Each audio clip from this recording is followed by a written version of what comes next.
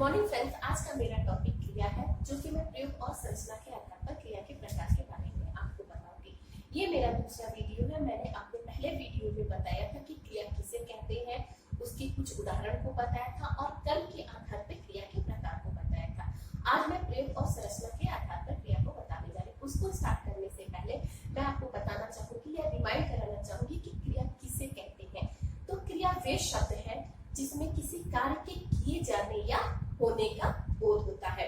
कुछ उदाहरण देख लेते हैं, जैसे सोना, खाना, पीना, रोना, हंसना, गाना, ये सब क्रिया के उदाहरण है। मैंने अपने पहले वीडियो में ही आपको बता दिया था कि क्रिया अपने मूल धातु के रूप में प्रयोग नहीं की जाती है, उसमें हम प्रत्यय जोड़कर क्रिया के शब्द को बनाते हैं। जैसे अगर क्रिया शब्द है रोना, तो उसमें रो जो है हमारा मूल धातु है और ना प्रत्यय जोड़कर हम उसको रोना बनाते हैं। तो आइए अब क्रिया के प्रयोग और संरचना के आधार पर उसके प्रकार को देखते हैं। तो मैंने यहाँ पर कुछ वाक्य लिख रखे हैं, इनके आधार पर हम समझने का प्रयास करेंगे कि प्रयोग और संरचना के आधार पर क्रिया के कितने प्रकार हैं। जैसे मैंने पहला वाक्य लिख रखा है, रमेश पत्र लिख लिया होगा। जैसा मैंने पहले भी बताया है कि रमेश जो है करता है, पत्र जो है कर्म है और लिख जो है क्रिया है।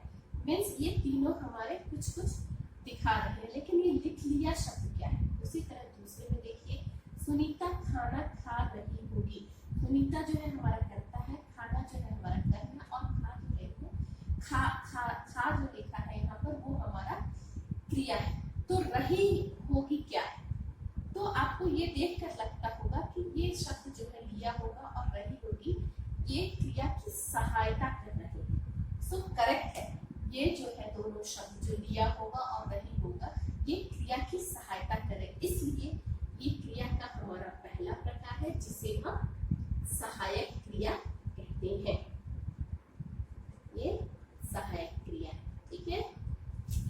आइए नेक्स्ट हमारा देखते हैं, तीसरा वाक्य क्या है, उसे आने दो, वह चला गया।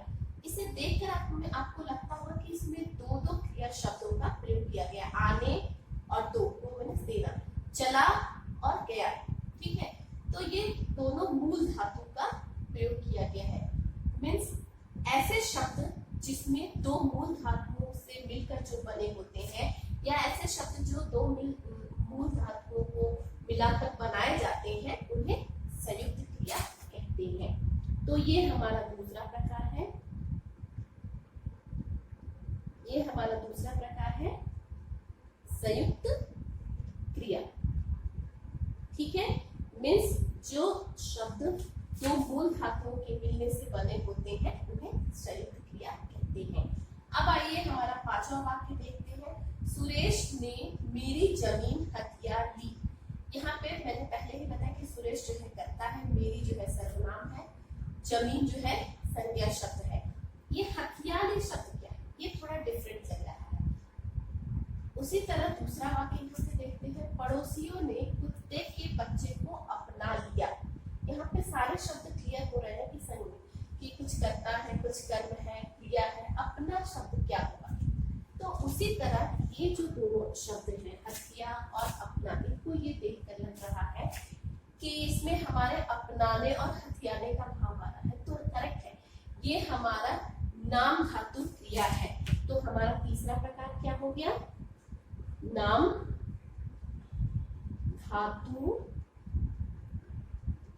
धातु क्रिया। ये हमारा तीसरा प्रकार है, नाम धातु क्रिया। नाम धातु क्रिया वैसे शब्द होते हैं जो संज्ञा, सर्वनाम और विशेषण में प्रत्यय जोड़कर बनाए जाते हैं। जैसे कि ये हमारा हथिया जो शब्द है, ये हाथ संज्ञा से बना है। उसी तरह ये अपना जो शब्द है, ये अपना से बना है, जिसे हम अपनाना बोलते हैं। लेकिन यहाँ वाक्य में अपना सुटेबल शब्द है, इसलिए हमने अपना लिख रखा है। तो ये जो दो हमारे हैं, ये नाम धातु क्रिया के उदाहरण हैं।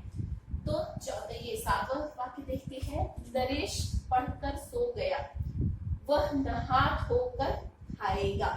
इसको देखिए आपको लगता होगा कि इसमें एक क्रिया जो है पहले हो रही है और दूसरी क्रिया बाद में हो रही है, करेक्ट है। इसमें जो पढ़कर है और नहा धोकर है ये हमारा पहले हुआ है काम, और सो गया और खाएगा ये बाद में हुआ है। तो ये हमारा है चौथा प्रकार है पूर्वकालिक क्रिया।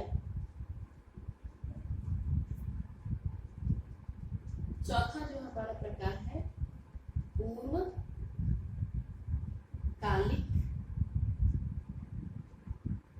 क्रिया। पूर्वकालिक क्रिया का ये मतलब होता है कि इसमें जो मुख्य क्रिया है सो गया और खाएगा उसके पहले एक क्रिया संपन्न होती है, पूर्ण होती है। वो कौन सी क्रिया संपन्न होती है और पूर्ण होती है? जैसे यहाँ पे पढ़कर है और नहा धोकर है। तो इसमें मुख्य क्रिया के होने से पहले एक क्रिया ऑलरेडी संपन्न हो चुकी है, इसलिए इसे पूर्वकालिक क्रिया कहते हैं। तो जैसे कि नरेश पढ़कर सो गया, वह नहा धोकर खाएगा। तो इसको देख के लग रहा है कि जो मुख्य क्रिया है उसके पहले ये पढ़कर और नहा धोकर क्रिया संपन्न हो रही है। इसमें एक चीज और आइडेंटिफाई मैं करना चाहूंगी कि अक्सर ये हम देखते हैं कि इसमें कर जुड़ा हुआ होता है। जैसे यहाँ पे पढ़कर है, यहाँ पर नहा धोकर है। तो ये हमारा चौथा प्रकार पूर्वकालिक क्रिया हो गया। अब आइए नेक्स्ट वाक्य देखते हैं। सेठ जी ने मजदूरों से बोरियां उठवाई, मैं माली से पौधों को पानी दिलवाता हूँ। इसको देखकर ऐसा लग रहा है कि सेठ जी जो करता है वो खुद कार्य न करके मजदूरों के द्वारा कार्य करवा रहे हैं और मजदूरों से बोरियां उठवा रहे हैं। और 10वां जो है हमारा मैं जो है करता है, मैं खुद पानी में डाल के पौधों को माली से पौधों को पानी दिलवाती हूँ और पिलवाता हूँ। तो इस तरह हमको ये लगता है कि इसमें मैं खुद कार्य न करके किसी और को कार्य करने की प्रेरणा देता है। तो ये करेक्ट है। ये हमारा 5वां प्रकार हो गया प्रेरणार्थक क्रिया।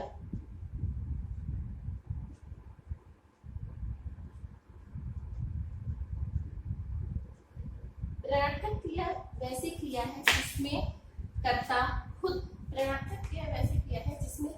खुद कार्य न करके किसी और को कार्य करने की प्रेरणा देता है। जैसे कि एग्जाम्पल के थ्रू आपको क्लियर हो गया होगा। तो आई होप आपको ये प्रयोग और संरचना के आधार पे जो प्रकार है वो क्लियर हो गए होंगे। अब आइए एक बार प्रकार के नाम देखिए।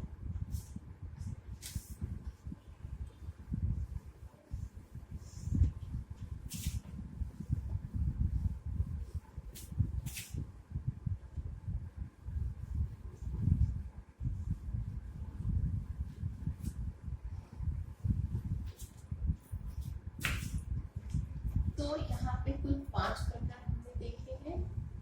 कौन कौन से 5 प्रकार हमने देखे हैं? पहला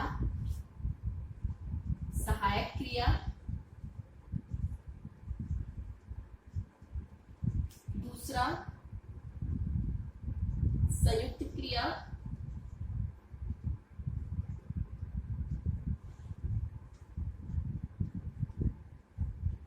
तीसरा हमारा जो है नाम धातु क्रिया,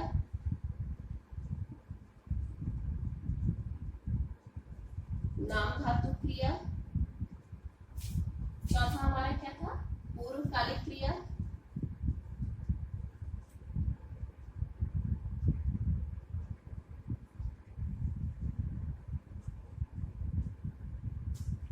और 5वां हमारा था प्रेरणार्थक क्रिया। ये हमारे प्रयोग और संरचना के आधार पे 5 प्रकार हो गए। सहायक क्रिया, संयुक्त क्रिया, नाम धातु क्रिया, पूर्वकालिक क्रिया और 5वां हमारा प्रेरणार्थक क्रिया। अब आइए, कभी कभी प्रेरणार्थक क्रिया सेपरेट पूछते हैं और बहुत सारे एग्जामिनेशन ऐसे होते हैं जिनमें प्रेरणार्थक क्रिया के बारे में पूछा जाता है। तो आइए डिटेल में थोड़ा प्रेरणार्थक क्रिया के बारे में जानते हैं।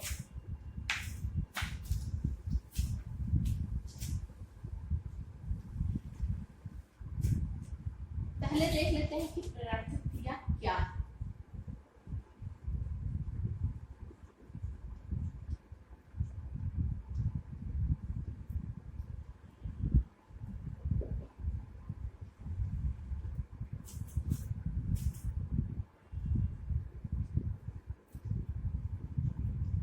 ऋणार्थक क्रिया में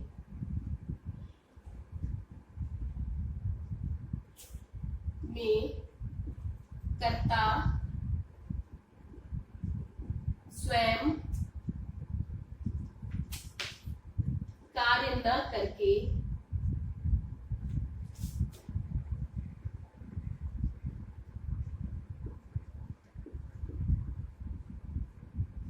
दूसरों को कार्य करने की प्रेरणा देता है।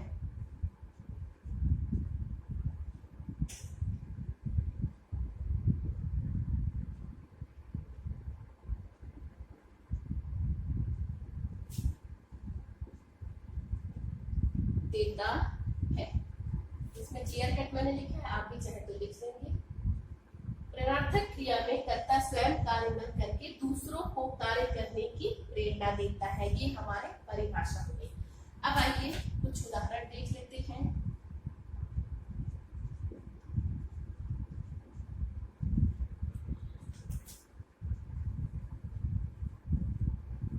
दौड़ाना,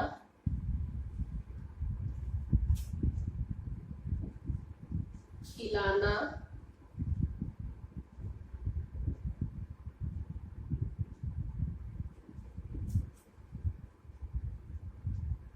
दौड़वाना, खिलवाना।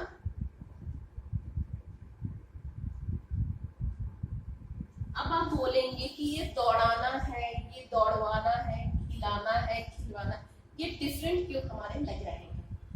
करेक्ट। यहाँ पर ऋणार्थक क्रिया के प्रकार के थ्रू हम समझते हैं कि दौड़ाना जो है वो हमारा प्रथम ऋणार्थक क्रिया है और दौड़वाना जो है हमारा द्वितीय ऋणार्थक क्रिया। उसी तरह खिलाना जो है हमारा प्रथम ऋणार्थक क्रिया है और खिलवाना जो है हमारा द्वितीय ऋणार्थक क्रिया है। तो अब आइए ऋणार्थक क्रिया के प्रकार देखते हैं।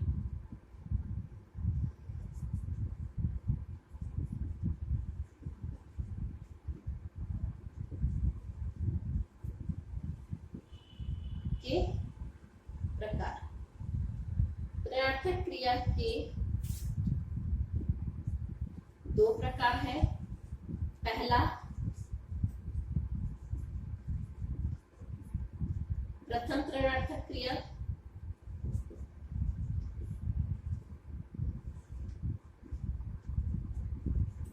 और दूसरा हमारा द्वितीय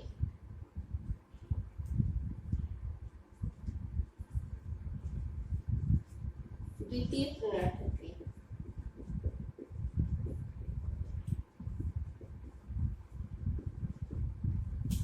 प्रथम ऋणार्थक क्रिया में जैसे मैंने यहाँ पे बोला कि दौड़ना हमारा क्रिया, तो दौड़ाना मीन्स किसी को दौड़ाना और किसी के थ्रू किसी को दौड़वाना, ये हमारा द्वितीय ऋणार्थक क्रिया है। जैसा कि देखते हैं कि पिताजी ने बच्चों को दौड़ाया, ये हमारा पिताजी डायरेक्ट बच्चों को दौड़वा रहे हैं। उसी तरह पिताजी ने भैया से बच्चों को दौड़वाया, ठीक है, तो ये हमारा द्वितीय ऋणार्थक क्रिया है। इसमें पिताजी जो है हमारे कर्ता हो गए और उन्होंने दौड़वाया बच्चों को और फिर भैया के थ्रू बच्चों को दौड़वाना, तो ये हमारा द्वितीय ऋणार्थक क्रिया हो गया। ठीक है, अब आइए कुछ ऋणार्थक क्रिया के उदाहरण लिख सकते हैं।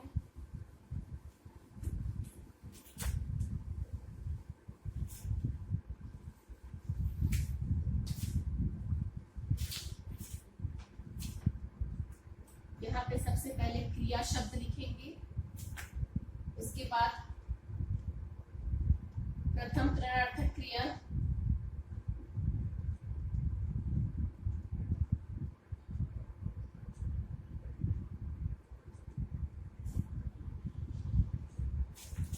और द्वितीय ऋणार्थक क्रिया।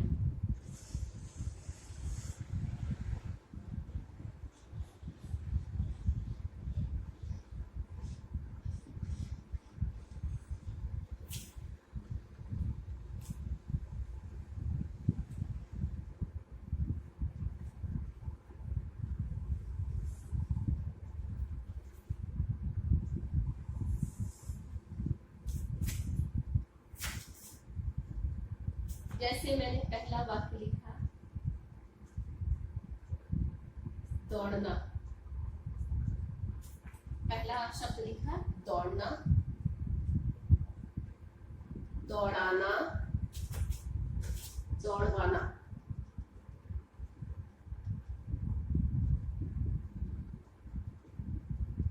दूसरा रोना, रुलाना, रुलवाना।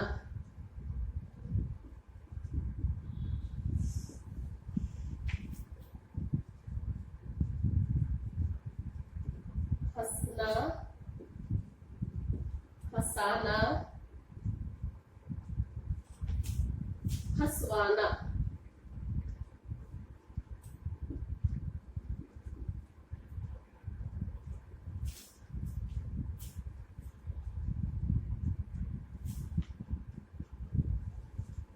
सोना, सुलाना, सुलवाना।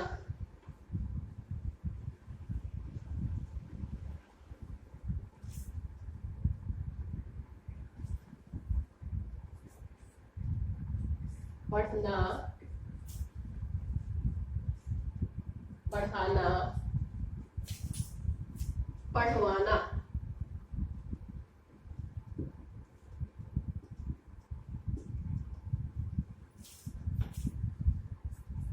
लिखना,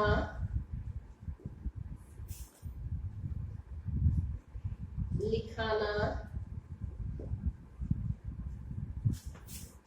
लिखवाना।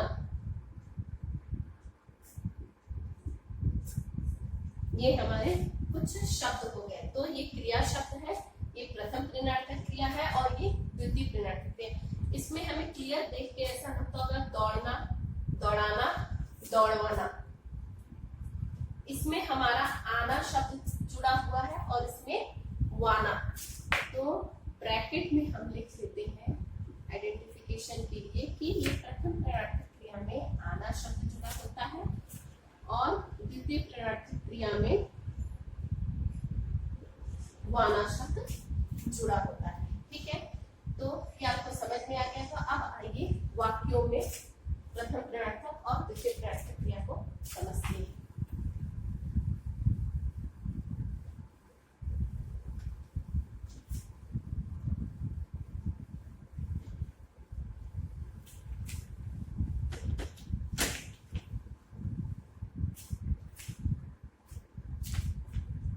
पहला वाक्य मैं लिखती हूँ,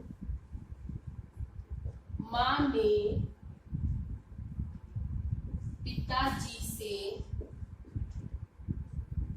सामान मंगवाया।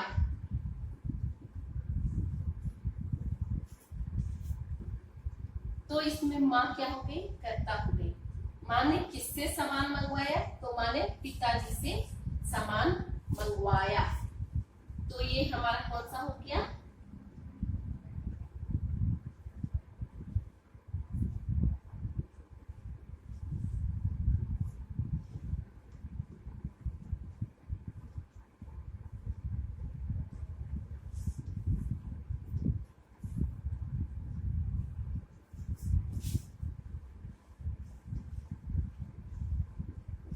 राजू ने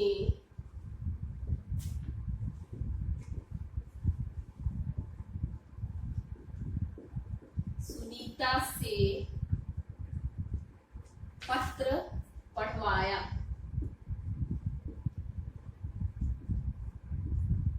ये हमारा क्या हो गया, प्रथम प्रेरणार्थक क्रिया।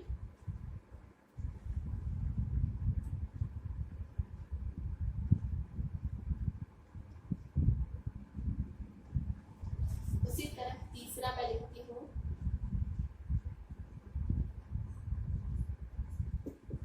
दादाजी ने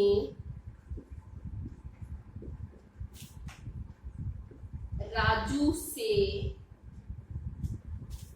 सुनीता को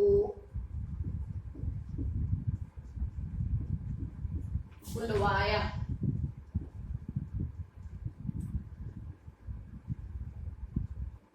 ये हमारा दादाजी जो कर्ता हो गए, प्रथम प्रवर्तक राजू हो गया और द्वितीय सुनीता हो गई।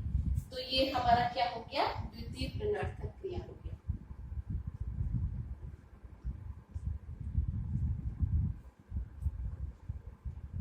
द्वितीय ऋणार्थक क्रिया। ठीक है, नेक्स्ट चौथा देखते हैं। सूरज ने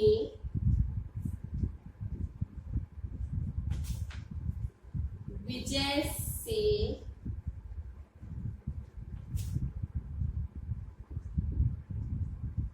संध्या को मिलवाया।